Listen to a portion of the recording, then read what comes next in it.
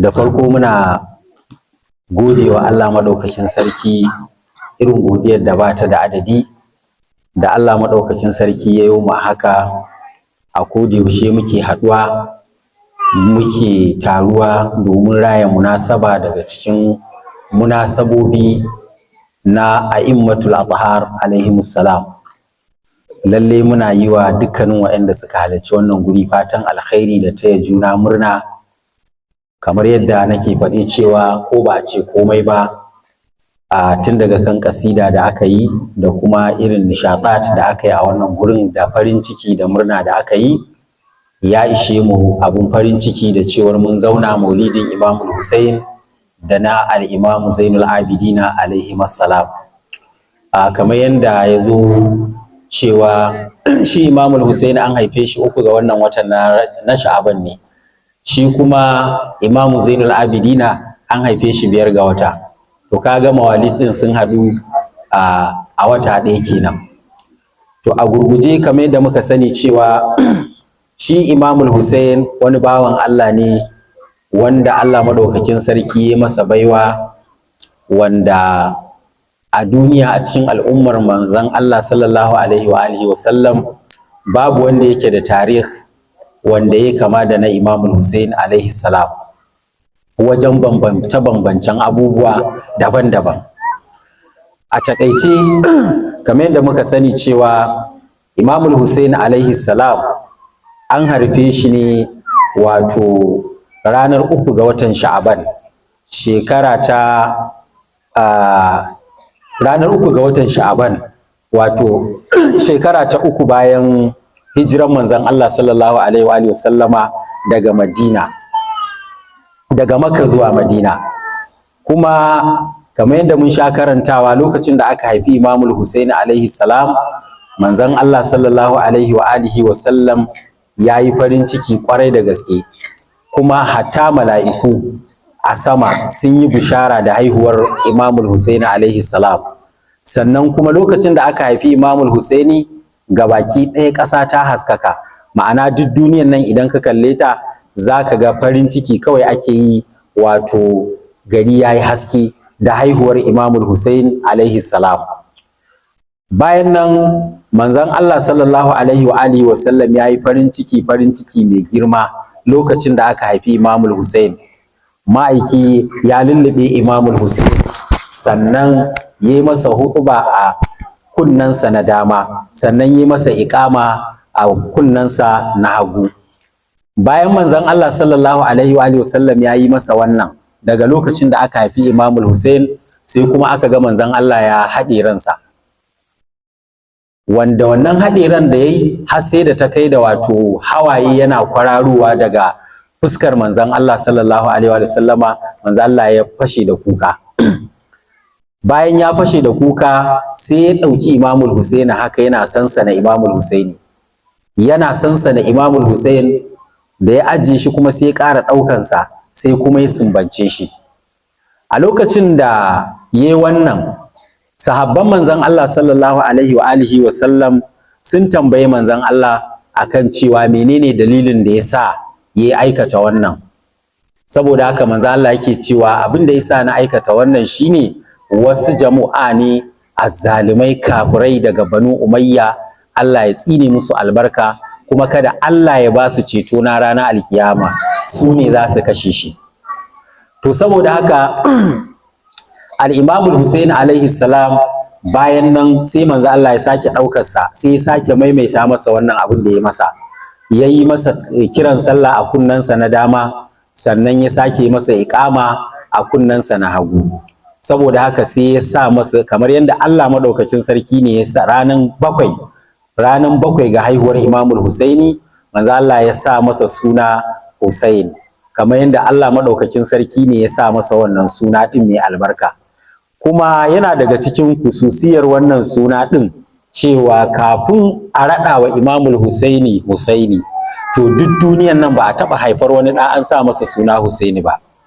Daman Allah yana girmama bayin Allah da wannan, hatta annabawa zaka ji Allah ya ce kafin kai ba a sa wa kowa sunan haka ba.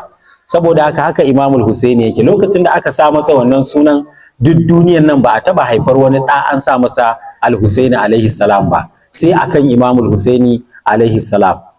To sannan bayan nan sai manzon Allah a wannan rana ta 7 aka yanka wa Imamul Husaini kai, aka yanka masa ragon suna aka yanka masa, sannan kuma a wannan rana ɗin aka yi masa aski. Saboda haka kaga ashe kenan shi wannan askin da ake yi na suna wato sunna ce ta manzon Allah sallallahu alaihi wa alihi wasallam.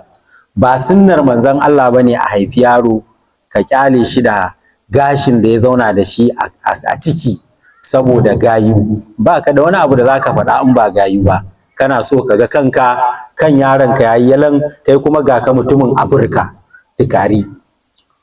Kaga koda zai gutsire ne. Saboda haka sunnar manzon Allah ana aske kai ne, kamar yadda manzon Allah sallallahu alaihi wa sallama yake faɗa wa Sayyida Zahra, yake cewa ki aske masa kansa, sannan kuma gashin ana auna shi ne sai a bayar da sadaka gwargwadon nauyin wannan gashi din. To wannan duk ina dan tsokaci ne kaɗan akan abin da ya shafi haihuwar Imamul Hussein alaihi salam. To daga cikin abubuwa na ta'ajjub, wato abubuwan ban mamaki da suka faru dangane da al'amarin haihuwar Imamul Hussein alaihi salam shine, shi Imamul Hussein kamar yadda aka sani tsakaninsa da ɗan uwansa al-Imamu Hassan wato wata 6 ne, kuma kamar yadda masana suka tabbatar da cewa shi ɗan wata 6 baya iya rayuwa, wato kamar bari ne. Saboda haka babu kuma a wannan lokaci din ba a taɓa samun wani mutum wanda ya rayu aka same shi wata 6 cif aka haife shi ba illa su biyu a duniyan nan. Daga Imamul Husaini sai Annabi Isa alaihi salam, su kadai ne wata 6.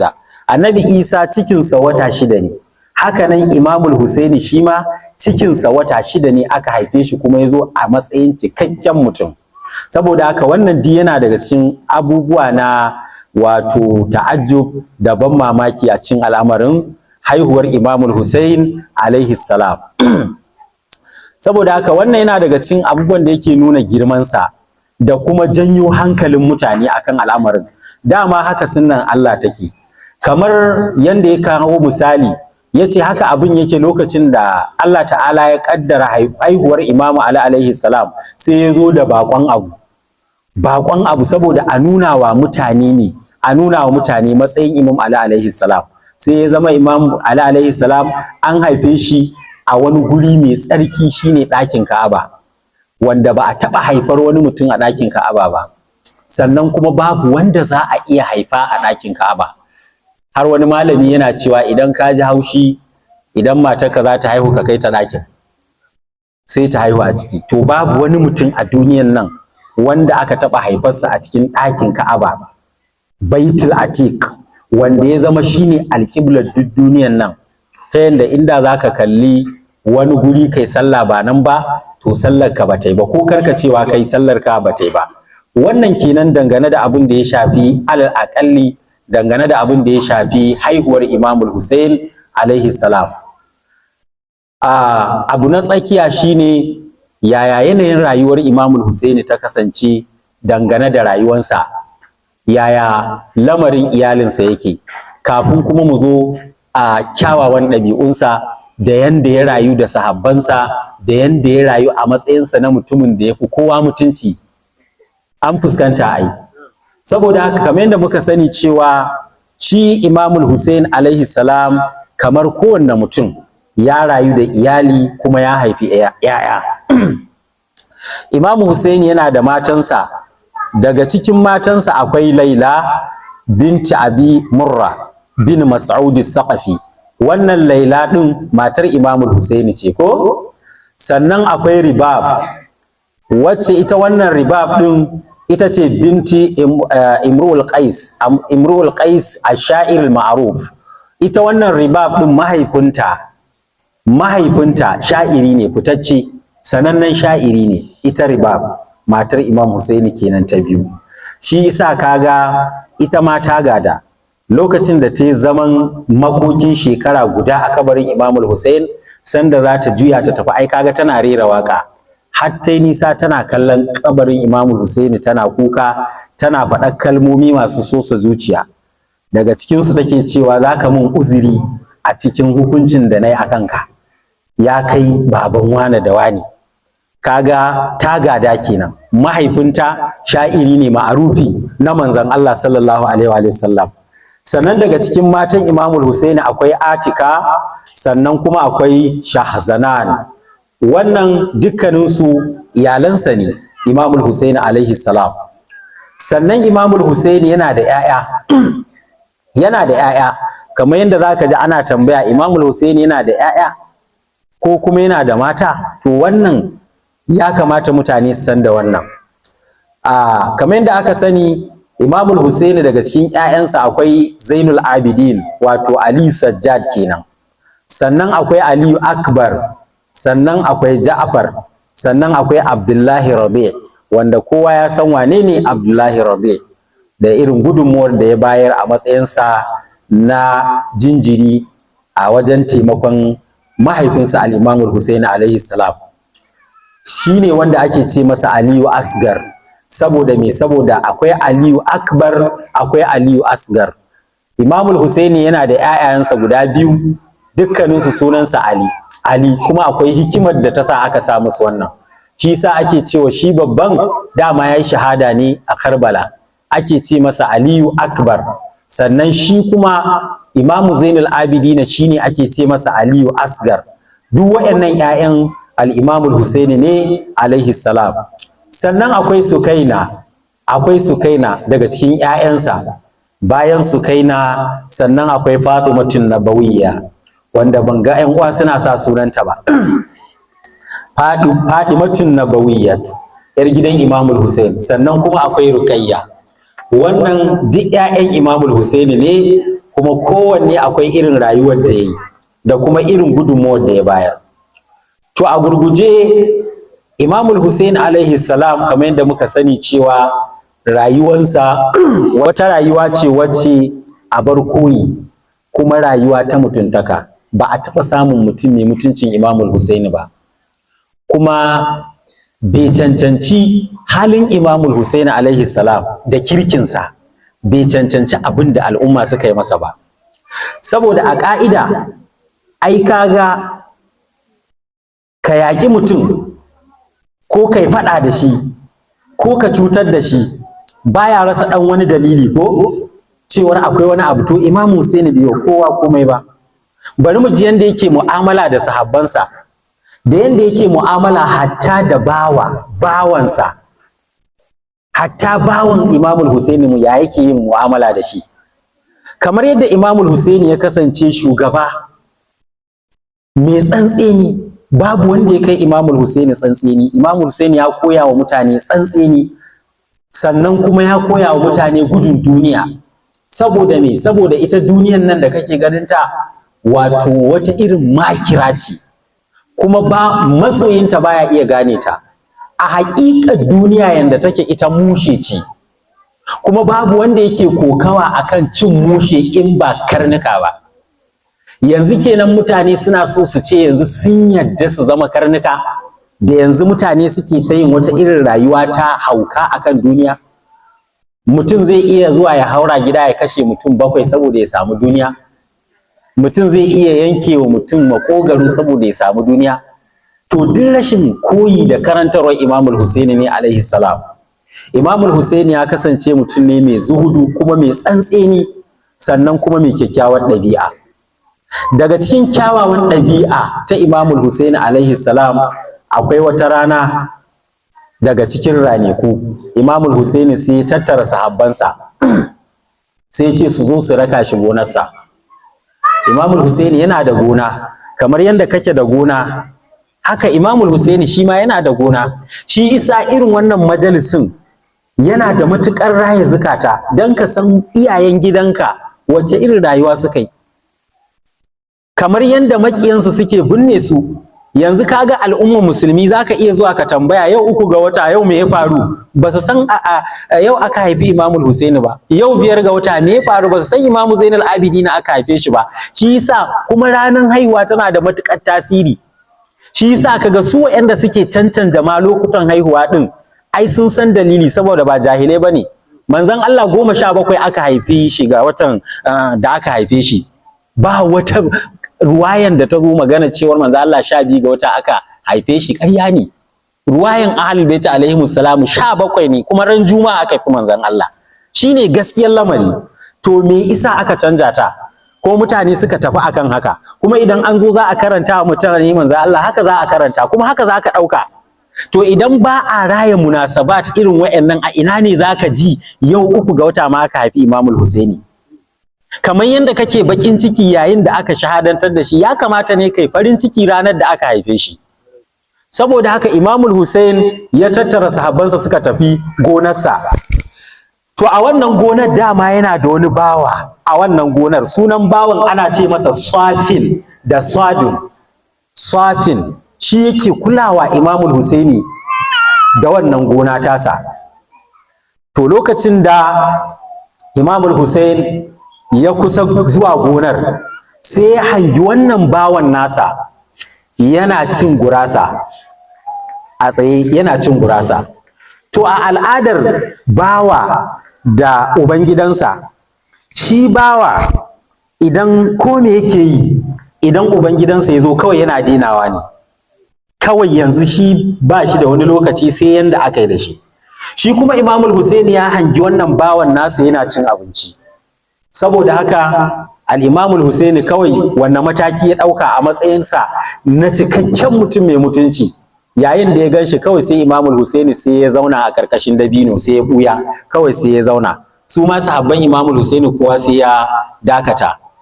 Imamul Husaini sai ya tsaya, saboda me? Saboda kada wannan bawan nasa ya ga zuwansa ya fasa cin abincin da yake yi. Ya ka gani kai? Ka gani sun koya wa mutane mutunci, mutane ne wa'anda iyayen gidanmu mutane ne masu cikakken mutunci. Idan ka ga mabiyin ahlul baiti ya zama mara mutunci, to gaskiya ba mabiyin ahlul baiti bane, saboda bai gada ba, bai gaji rashin mutunci ba. Saboda haka Imamul Husaini yana zaune, sai ya ga shi wannan bawan nasa, wannan gurasa da yake ci, ana gane ni, sai ya raba ta biyu. Da ya raba ta biyu wannan gurasa, to dama a gonar akwai wani kare da yake gadi, an gane ai. Saboda haka shikenan sai wannan bawan sai ya jefa wa karen rabin gurasar, shi kuma sai ya cinye rabi. Duk Imamul Husaini yana kallonsa, yana zaune yana kallonsa, shi kuma baya ganinsa. Imamul Husaini wannan abin ya bashi mamaki daga aibin da wannan bawan ya aikata. To lokacin da mutumin da bawan ya gama cinye wannan abincin, kaga yanzu ya ci rabi, kare ma ya ci rabi. Saboda haka me yace? Sai ce alhamdulillahi rabbil alamin, Allahumma ghafirli wa ghafirli sayyidi wa barik lahu kama barakta ala abawaihi bi rahmatika ya arhamar rahimin. Haka bawan ya faɗa. Ma'ana yace dukkanin godiya ta tabbata ga ubangijin talikai, yace Allah ka gafarta mini, ka gafarta wa shugabana wa al-Husaini alaihi salam. Yace sannan ka yi albarka gare shi, wa barik lahu, ka yi masa albarka kamar yadda ka yi albarka ala abawaihi, kamar yadda ka yi albarka ga iyayensa Ali da Fatima. Yace bi rahmatika ya arhamar rahimin. An gane ai? A'a, duk ba Imamul Husaini yana kallon sa.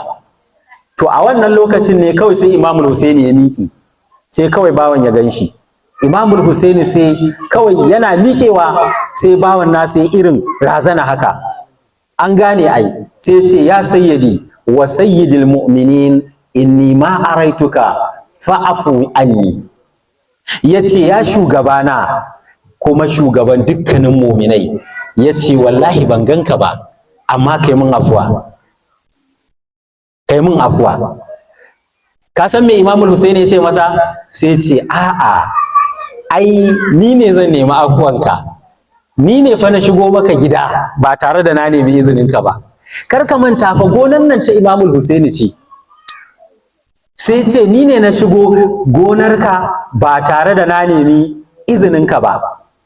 An fuskanta ai, sai abin ya zama wani abu mai kama da farin ciki da raha akan wannan. To a wannan lokacin Imamul Husaini alaihi salam sai yake cewa da shi, sai Imamul Husaini yake cewa da shi, zan ma tambaya, sai ce na ganka ka raba abincin da kake ci biyu, ka baiwa kare rabi kuma ka cinye, me ƙarin bayani akan haka? Kar ka manta fa ma'asumi ne ɗan ma'asumai, wanda shi tunanin sama ma'asumi ne, kuma yanzu shi ma'asumi ba ko abu ka kulle a zuciyarka, shi ma'asumi ne akan ya kasa gane abin da yake zuciyarka. Mutum ne fa ya zo da niyyar zai kashe manzan Allah, sai manzan Allah ya ce masa me ya kawo ka? Sai ya ce ya zo ne ya dawafi, sai manzan Allah ya ce a'a, ka sani cewa kisa fa aikin dabbobi ne. Sai mutumin ya gano cewar lalle fa manzon Allah ya gane me yazo yi, ƙarshe dai sai ya musulunta. To su fa masumai haka suke. Yace naga ka, Imamul Husaini yace naga ka raba abincin ka biyu, ka bewa kare rabi, ka cinye rabi. To me kake nufi da hakan? Me ƙarin bayani? Saboda haka wannan bawa na Imamul Husaini alaihi salam sai yake cewa shi wannan karen ya sayyadi, ya shugabana, lokacin da nake cin abinci sai naga ya zo ya kura min ido, kuma na san cewa shi wannan karen yana kare gonan nan taka ne daga makiya, sai na ji kunyar karen kaya Abu Abdullah. Ka duba fa ka gani dan uwa, inda sahabban Imamul Husaini mutanen arziki, karen gonar Imamul Husaini suna jin kunyarsa. Kare na gonar Imamul Husaini yana kallonsa, sai ya ji kunyar karen, sai ya raba abincin biyu, sai ya bashi rabi. Amma a irin wannan lokacin za ka samu tantirin bawa, mutumin Afirka, baya kunyar iyayen manzon Allah. A yayin da sahabban Imamul Husaini suka koya mana kunyar karen gonar Imamul Husaini alaihi salam, ya ce wallahi sai ya zama ina jin kunyar wannan karen, saboda haka shine sai na raba abincin biyu sai na bashi, saboda haka sai ya zama ni da shi mu ci daga cikin arzikinka tare, karen gonarka ya ci arzikinka, ni ma na ci arzikinka. Haka ya gaya wa Imamul Husaini alaihi salam. To saboda haka lokacin da wannan bawa ya gaya wa Imamul Husaini wannan, to me Imamul Husaini ya yi? Kawai sai Imamul Husaini ya ce, kawai sai ya fashe da kuka. Imamul Husaini sai ya fashe da kuka. Sai ya fashe da kuka. Da ya fashe da kuka sai ya ce, kai na ‘yanta ka dan Allah.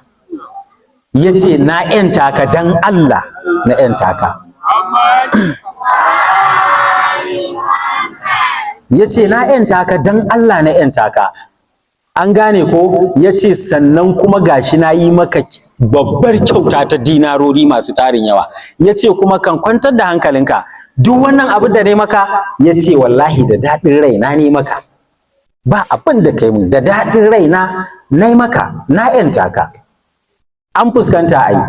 To a nukuɗa ta gaba zai nuna mana irin su sahabbai Imamul Husaini wa'anne irin mutane ne masu mutunci, wa'anda duniyan nan ma ba a gabansu take ba. To a wannan lokaci saboda haka sai yake cewa ya Imam, na yarda ka ‘yanta ni, na gode, amma ina neman alfarma a taimaka min, a ƙyale ni in ci gaba da aiki a gonan nan. An fuskanta ai, a taimaka a banni in ci gaba da aiki a wannan gonar. To saboda haka sai Imamul Husaini ya ce da shi, ai idan mutum, shi ma wannan karatu ne da darasi da tarbiyya, wannan gurin da zan karanta, wanda wallahi wannan nukuɗar ita kaɗai ta isa ta gyara duniya, wadda Imamul Husaini ya faɗa masa. Ya ce ai idan mutum ya yi magana da wata magana, to ya kamata ya aikata wannan abar bil fi'il a aikace. Ya ce idan mutum da abin da ka faɗa, to ya kamata ka aikata wannan abin a aikace. Imamul Husaini ya ce ni ne fa na ce da kai, na shigo gonarka ba tare da izininka ba, saboda haka yanzu ya kamata na gasgata abin da na faɗa. Ai an gane abin da Imam Hussein yake nufi ko? Kaga ai ya ce na shigo gonarka. To yanzu kenan ai dama tuntuni Imam Hussein a zuciyarsa ya baiwa ba wannan gonar ko bai bashi ba? Ya bashi. Saboda haka sai ya ce yanzu na so in gasgata abin da na faɗa ne, saboda haka yanzu na baka gonan nan wa ma fiha. Na baka da duk abin da yake cikinta wa ma fihi.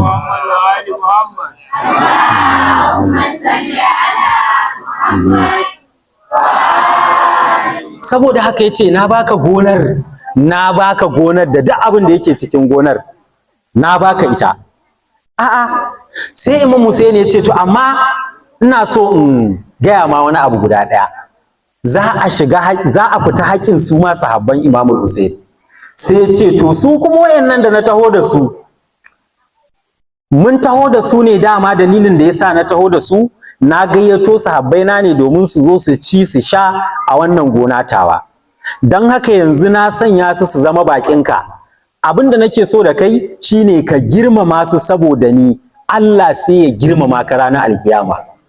Ina so yanzu abin da yake cikin gonan nan ka ɗan san musu su ɗanci. Amma batun gona kan yanzu ta zama taka. Ta zama taka. Saboda haka inda za ka gane cewa shi sahabban Imamul Husaini alaihi salam wato mutane ne mutanen kirki. Yanzu me wannan mutumin ya faɗa? Shi wannan bawan Safin me ya faɗa? Sai ke cewa ya Imam, ni ma yanzu abin da za a yi shine wannan gonar na bewa sahabbanka da duk 'yan shi'arka ita, saboda haka yanzu ta kowa ce.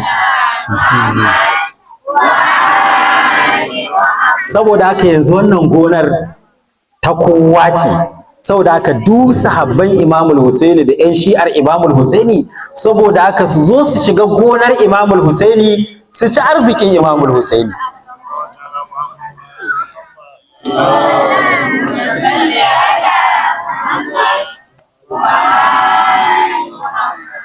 Saboda haka al-Imamul Husaini alaihi salam, wannan kenan kaɗan daga cikin al'amarin Imamul Husaini. Kaga nukuɗa ta gaban na ce zan karanta ta za mu cinye lokaci, kuma a maulidin biyu ne shi ma wannan taɓa kaɗan sai malam ya karkare mana. Kaga ya nuna cewar na farko dai duniya ba a gabansu take ba, domin inda duniya a gabansu take yanzu ya yi kuɗi. Kuma wannan darasin ya nuna mana cewar kamar yadda aka cika duniya da ruwayoyin ƙarya, Ahlul Baiti fakirai ne, talakawa ne, ba su da yanda za su yi, to ba haka ba ne. In dai Imamul Husaini zai gayyato mutane su zo su ci arzikin gona, to babu talauci a tattare da Al-Husaini alaihi salam. Yanzu dan Allah, mutum ba za ka kasa samun labarin imami daga cikin imamanmu wanda yake ɗaukar abinci a kafaɗarsa ya dinga jefa abinci gidajen mutane dan Allah ba. Babu za ta yi wannan. Faqidu shay'i la yudihi. Duk mutumin da ba shi da abu ba zai iya badawa ba. To amma mutumin da yake yi wa duniya irin wannan hidimar, shi ya cancanta a yi masa abin da aka yi masa. Kuma wannan akwai hikima kwarai da gaske a cikin raba ruwa a munasabar maulidin Imamul Husaini. Abu ne mai kyau a raba ruwa sosai mutane su sha, idan suka sha su tsine wa wanda ya hana Imamul Husaini ya sha ruwa, ko ba haka bane? An gane ai. To saboda haka sallu ala Muhammadin wa ali Muhammad.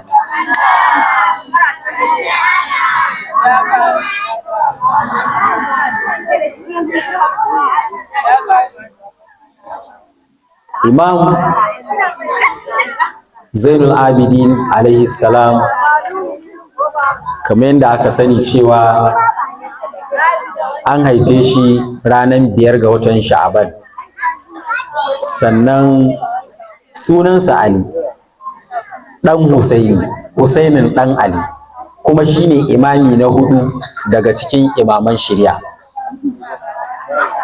sannan shi wane ne mahaifin Imamu Zainul Abidina? Mahaifinsa shine Sayyidu Shuhada Al-Husayn bin Ali alaihi salam.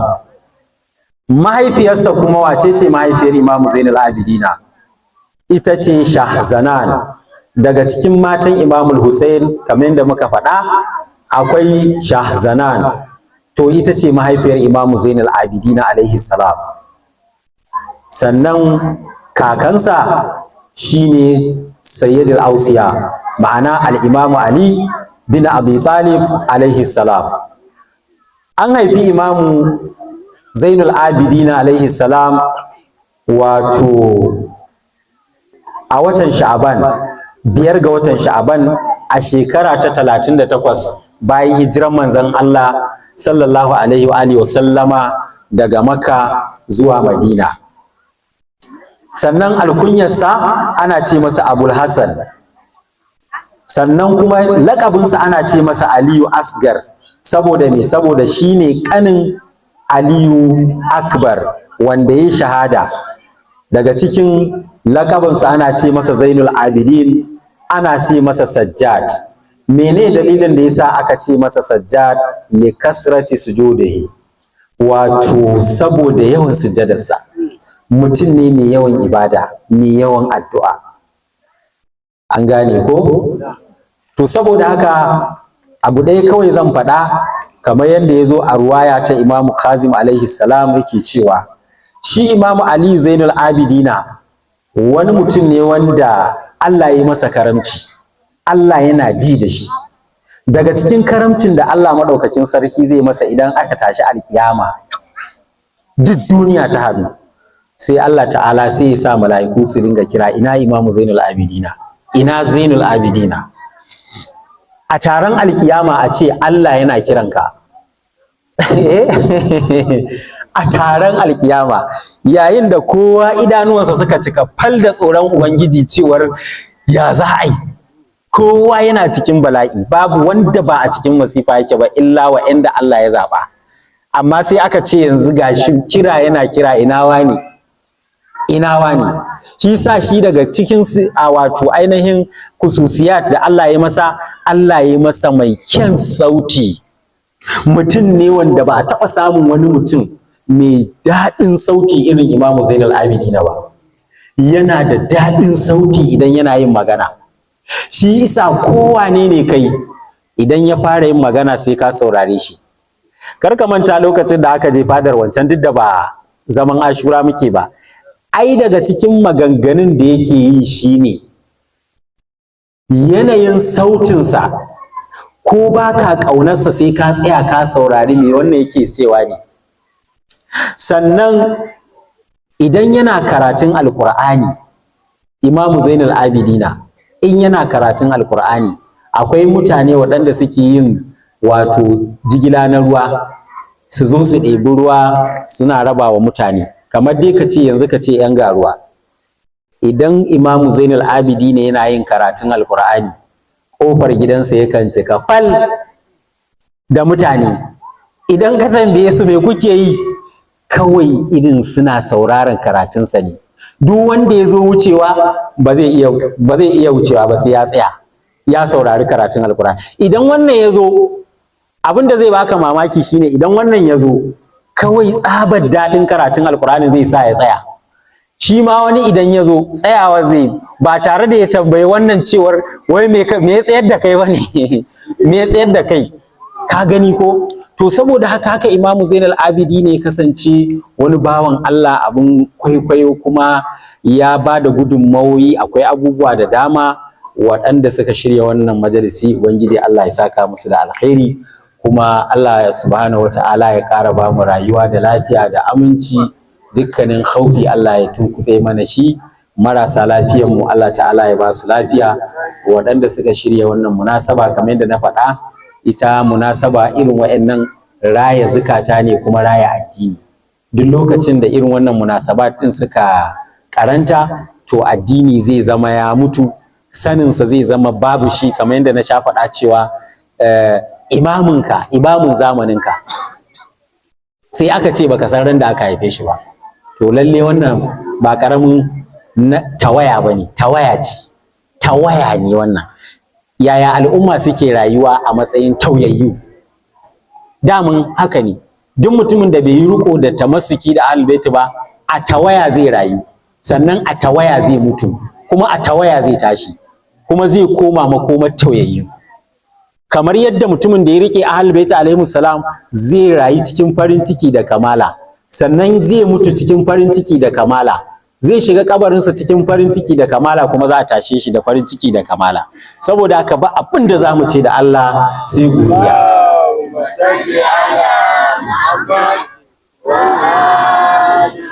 Salamu alaikum. An fuskanta, saboda haka sai a bewa shi wanzamin sadaka, sadaka ma ake bayarwa gwargwadon nauyin gashin. An fahimta? Kamar aƙiƙa ne, abin da ake cewa aƙiƙa, shi ma yanda muke yin aƙiƙa ba haka fa ake yi ba. An fuskanta? Yanda ake yi shi ne, idan aka yanka ragon suna, rabarwa ake, rabarwa mutane ake yi. Makaruhi ne, kuna ji na? Makaruhi ne uba ya ci naman sunan ɗansa. Waki.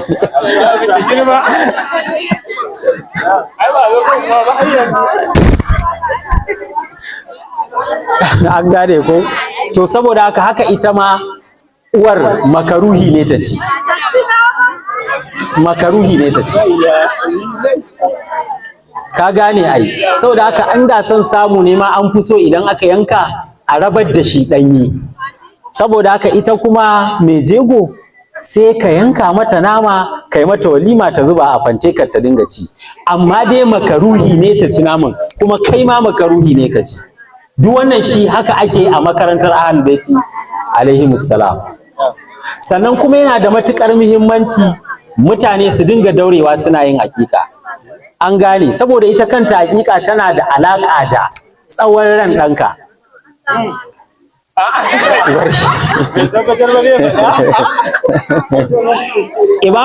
Imamul Mahadi rago nawa aka yanka masa malam? Rago 70 aka yanka masa.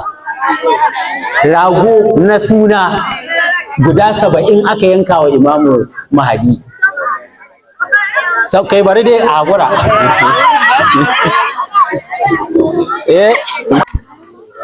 أعوذ بالله السميع العليم من الشيطان اللعين الرجيم بسم الله الرحمن الرحيم والصلاة والسلام على سيدنا محمد وعلى أهل بيته الطيبين الطاهرين سبحانك اللهم لا علم لنا إلا ما علمتنا إنك أنت العليم الحكيم رب اشرح لي صدري ويسر لي أمري واحلل عقدة من لساني يفقهوا قولي إن الله وملائكته يصلون على النبي يا أيها الذين آمنوا صلوا عليه وسلموا تسليما اللهم صل على محمد وآل محمد. Jama'a musulmi assalamu alaikum wa rahmatullahi ta'ala wa barakatuh.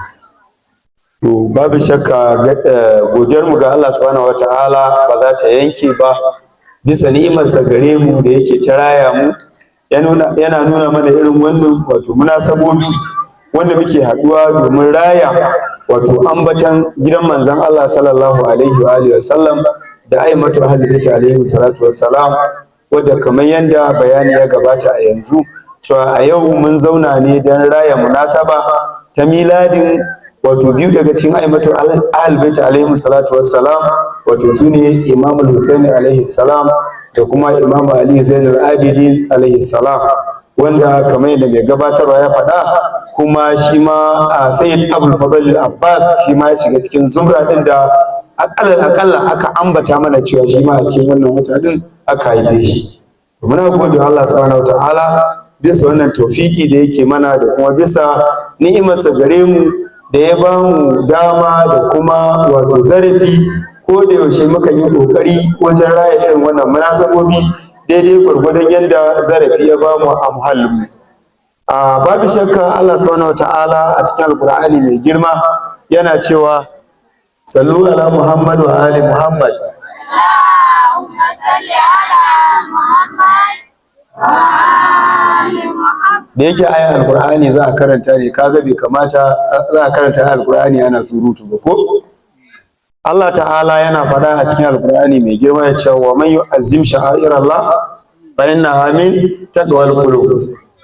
Wato duk wanda ya girmama wata alama ta Allah ko wata ayar Allah, to wani yana daga cikin tsoron zuciya, wato taqwa. Babu shakka Imamu Husaini alaihi salam ɗaya ne daga cikin sha'airullah da Allah subhanahu wataala ya samar a wannan duniya. Ko babu komai, Imamu Husaini alaihi salam ya zama kamar wata gada ne shi, an gane, wadda ake haurawa. Wato misali, wadda addinin musulunci ya hauro daga zamanin manzan Allah zuwa zamanin bayan manzan Allah. An gane abin da nake nufi? Abin da nake nufi shine, wato Imamu Husaini alaihi salam ya rayu da manzan Allah, ko manzan Allah ya nuna mana abubuwa daban-daban akan Imamu Husaini tun daga ranar da aka haife shi. An fahimta? A nan an karanta mana cewa tun ranar da aka haifi Imamu Husaini alaihi salam, manzan Allah ya yi farin ciki kuma ya zubar da hawaye. An fahimta? Wanda wannan zubar da hawaye din akwai abin da yake nufi ko? Saboda ya gano irin abubuwan da za su kasance ne a ƙarshen rayuwar Imamu Husaini. An fahimta? To kaga Imamu Husaini ya rayu da manzan Allah ya nuna mana waye shi da kuma matsayinsa da darajarsa. Sannan kuma sai ya zama a ƙarshe makiya Allah subhanahu wataala suka yi ƙoƙari wajen ganin bayan addinin da manzon Allah sallallahu alaihi wa alihi wa sallam ya zo ya yi shekara 23 yana isa da saƙon Allah a cikin bayin Allah. An fahimta? To sai suka so su katse wannan addini din, ya zama addinin din manzon Allah, bayan manzon Allah shikenan addinin ya tafi, shikenan babu sauran addinin musulunci. An fahimta? To sai ya zama sadaukarwar da Imamu Husaini alaihi salam ya yi ta ba da rayuwarsa da sahabbansa da iyalansa, kamar yadda aka sha karanta mana a wannan muhalli din lokacin zamamakin juyayin Ashura, to sai ta sanya duk wani wanda yake tamassuki ko kuma yake yin alfahari da cewa shi musulmi ne kuma yana riko da wannan addinin musulunci, wataƙila ma ya ce shi mai tsatsauran ra'ayin addinin musulunci ne, irin su ustaz masu gajerun wanduna. An fahimta? Wataƙila ya ce shi ne ma mai addini din. To inda ba dai Imamu Husaini alaihi salam ya sadaukar da rayuwarsa ba, to da su ba su san ma addinin ba, balle ma su yi alfahari ce su masu tamassuki da addinin musulunci ne. An fahimta? To kaga ashe Imamu Husaini ya cancanci a zauna a yi wato tambihi da kuma farin ciki akan kewayowar ranar da aka haife shi. Kuma babu shakka alhamdulillahi da sunan dai taro irin wannan, misali wannan shi ne karo na farko da muka haɗu a wannan muhalli domin yin godiya ga Allah subhanahu wataala da kuma wannan wato qadiyya ta samuwar Imamu Ali alaihi salam, Imamu Husaini alaihi salam. To kuma alhamdulillahi Allah cikin hikimarsa da ikonsa sai ya zama kuma miladin Imamu Husaini da na ɗansa Imamu Ali Zainul Abidina sai suka zo a wata guda, kai bila salma tazarata kwana biyu ce. An sami Imamu Husaini alaihi salam a ranar 3 ga watan Sha'ban, shi kuma Imamu Ali Zainul Abidina ranar 5 ga watan Sha'ban. Kuma kamar yadda muka sani, kaga shi Imamu Husaini wato kamar makiya suna ganin sun ga bayansa, sun kawo ƙarshen addinin musulunci, sun yanke bishiyar tsatsan zuriyar manzan Allah sallallahu alaihi wasallam, amma wai aballah illa an yatima nuru. Allah ta'ala yake haka har sai ya cika haskensa. An fahimta? Sai ya wanzar da Imamu Zainul Abidina alaihi salam, wanda kuma dukkanin sauran waɗanda suke sharifai wato zuriyar gidan manzon Allah sallallahu alaihi wa sallam, musamman sauran ayyamatu ahlul bait alaihi salatu wassalam wanda suka biyo bayan Imamu Zainul Abidina, duk sun fito ne ta tsatsanwa Imamu Zainul Abidina alaihi salam. To sai zama shi kuma ya wanzu har ya zama har zuwa wannan lokacin muna ganin irin wato tasirin da al'amarin zuriyar gidan manzon Allah sallallahu ta'ala alaihi wa sallam take da shi, musamman a cikin mutanen da suke a cikin hankalinsu, a cikin hayyacinsu, wato wanda suke wato kimanta darajar manzon Allah sallallahu alaihi wa sallam da kuma zuriyar gidansa alaihi salatu wassalam. Saboda haka babu shakka wayannan shaksiyoyi guda biyu, da Imamu Husaini alaihi salam da Imamu Zainul Abidin alaihi salam, zaunawa ayi wato karatu, ayi nazari akan abin da ya shafi miladinsu, to ba karamin al'amari bane. kuma alhamdulillahi daidai gwargwado yanzu mun ji waɗansu abubuwa akan waɗannan bayan Allah. Wato abin da ya taɓa zuciyata sosai shine irin yanda wato a bayan Allah sahabban Imam Husaini alaihi salam ko kuma ce almajiran Imam Husaini alaihi salam ciki har da wato wanda yake hadiminsa bawansa suke da kima da daraja na kimanta wani abu da ya danganci Imam Husaini alaihi salam, kamar wannan bawan Allah da ya wato yi wa wannan kare na wannan gona ta Imam Husaini alaihi salam wato irin wannan karamci, an fahimta, ba tare da yana ganin Imam Husaini ba tare da ya san Imam Husaini na kallon sa ba. Kaga kenan wannan ya nuna cewa dan waye yi khalisatan liwajhillah, yayi ne tsakaninsa da Allah, an fahimta. Shi yasa shi aikin alkhairi wai karkace wai kana aikin alkhairi dan mutane su gani su yaba maka, in dai kai dan Allah to ko baka so mutane su gani sai sun gani, an fahimta. Shi yasa aka kwatanta aikin alkhairi kaman ka kunso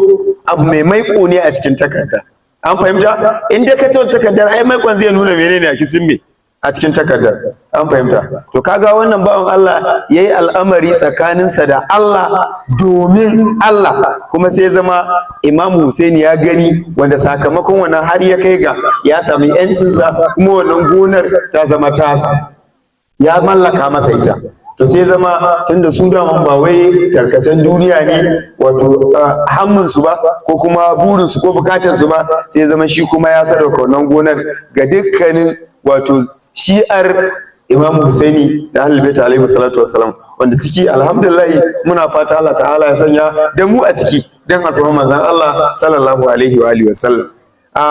Kafin aje abin magana, kullum a irin wannan munasaba din nakan dan jawo hankalin mu akan cewa bai kamata ya zama an zo an yi zama irin wannan alal akalla mutum ya tashi ba tare da ya tafi da wani darasi kwaya ɗaya wanda zai iya cewa a wannan zaman ya koye shi kuma ya tadbiqin sa a rayuwarsa ba.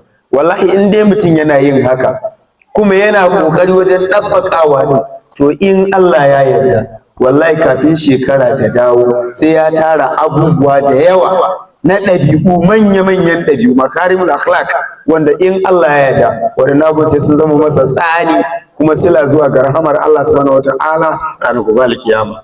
To fatan mu Allah ta'ala ya ba mu ikon aiki da abubuwan da muka ji a wannan muhalli, a wannan majalisi da muka gabatar yau, kuma muna fata Allah subhanahu wata'ala ya raya mu, ya nuna mana wato kwanuka na gaba da kuma wato ainihin munasabobi irin waɗannan domin mu ci gaba da sha daga wato kogi na baiwar da Allah subhanahu ta'ala yayi wa wannan gida na manzon Allah sallallahu alaihi wa alihi wa sallam, musamman duba da cewa a yan kwanuka masu zuwa za mu shiga kuma babban wato al'amari na miladin sahibul asr wa zaman arwahuna lahu fida, shine Imamul Hujja ajalla ta'ala fardaus sharif. Allah ta'ala ya raya mu, ya nuna mana wannan lokaci, ya kuma sanya da mu za a yi dan alfarman manzon Allah sallallahu alaihi wa alihi wa sallam. Yan uwanmu kuma matasa da suka wato ɗauki ragamar shirya munasaba irin wannan dirin tsidu wahala, to Allah ta'ala ya musu albarka, ya raya mu tare da su, mu ci gaba da wato amfana daga irin wannan kokari nasu don alfarman manzon Allah sallallahu alaihi wa alihi wa sallam. Wannan nake cewa sallallahu ala Muhammad wa alihi at-tayyibin at-tahirin.